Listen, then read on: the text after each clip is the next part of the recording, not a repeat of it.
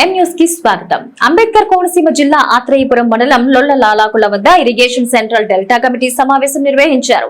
5 నియోజకవర్గాల irrigation central delta committee chairman గా Gubbala Srinivas, central delta committee vice chairman Karuturi నరసింహారావును, delta committee సభ్యులను ఏకగ్రీవంగా ఎన్నికయ్యారు. వీరిని స్థానిక ఎమ్మెల్యే బండారు సత్యానందరావు అభినందించి సత్కరించారు.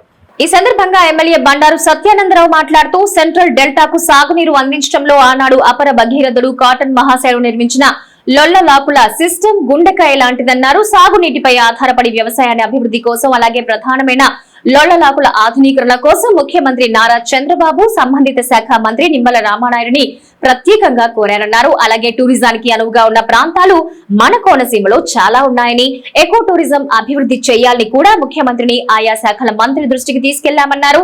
కొత్తగా ఎన్నికైన సభ్యులు రైతు సమస్యలపై నిరంతరం కృషి చేయాలని పిలుపునిచ్చారు.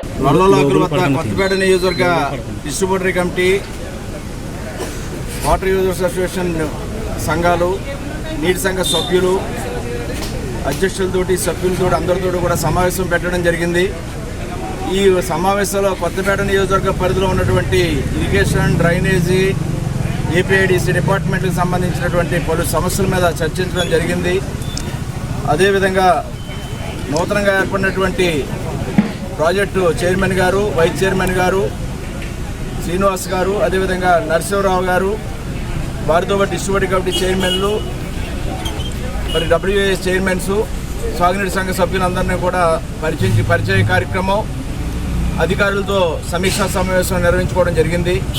ప్రధానంగా అందరి అభిప్రాయం ఇక్కడ లొల్లలాకులని రీకన్స్ట్రక్షన్ చేయాలి.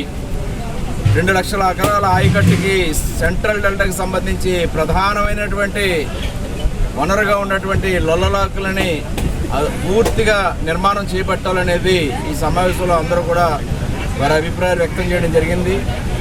ఆల్రెడీ ఈ యొక్క లొల్లలాకులు పునర్నిర్మాణం చేయాలనేది గౌరవ ముఖ్యమంత్రి గారు, జలవనరుల శాఖ మంత్రివర్యులు, అధికారులు అందరి దృష్టిలో కూడా పెట్టడం జరిగింది.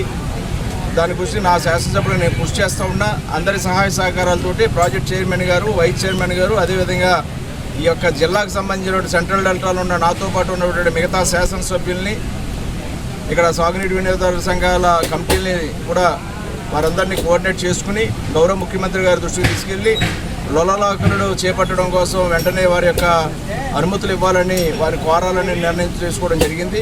దాంతోపాటు ఇక్కడ ఆక్రమణల గురించి, అదేవిధంగా పూడికల గురించి, ట్రైన్లు అన్నీ కూడా ఆక్రమణకు గురవుతూ ఉన్నాయి.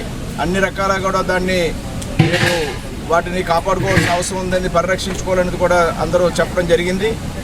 అందరూ బాధ్యత తీసుకోవాలని, రైతులను ఎడ్యుకేట్ చేయాలని, ఫీల్డ్ ఛానల్స్, రైతువారి బోర్లు, రైతువారి బోధులు ఇవన్నీ కూడా ఎవరికి వాళ్ళు శుభ్రం చేసుకునే విధంగా అవన్నీ కూడా అన్ని రకాల చెత్త చెదారాలు, ప్లాస్టిక్ ఇటువంటివన్నీ వేసి వాటిని నిర్వీర్యం చేయకుండా కాపాడుకోవాలని ఇట్లాంటి అనేక విషయాలు చర్చించుకోవడం జరిగింది. చక్కటి సమావేశం, మంచి సమావేశం జరిగింది. దీనికి హాజరైనటువంటి అందరికీ కూడా నా హృదయపూర్వక అభినందనలు.